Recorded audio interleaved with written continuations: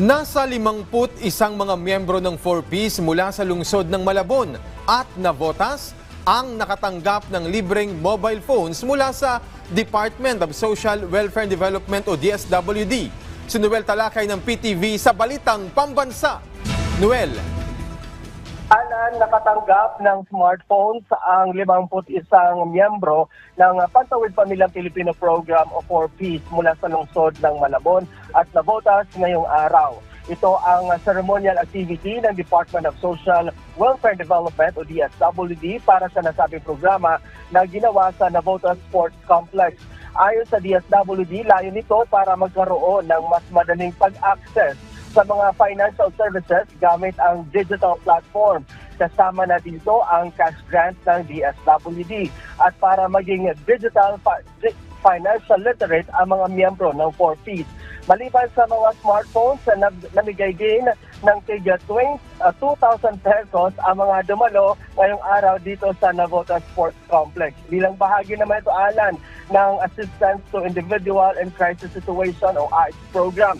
Ayon sa DSWD, isang kilala at malaking telecom company sa bansa ang nag-donate ng cellphone kung saan kapartner din ang kanilang financial digital platform para maging cashless na ang payout ng mga ayuda sa 4Ps.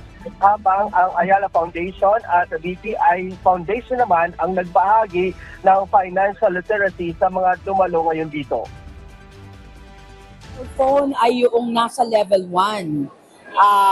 Level 1 sila yung mga food poor dahil 3 levels yung ating mahihirap na households. Level 1 yung food poor na hindi walang kakayahang makamit ng kanilang mga pagkain sa isang maghapon. No? Ang level 2 naman yung subsistence, income poor, walang stable na pinagkukunan ng kita, no? At yung level 3 yung self-sufficient, yun okay na yun. Pwede nang makatayo sa sarili nilang paa. Okay? So, ang priority nating bigyan ng cellphone ay yung nasa level 1.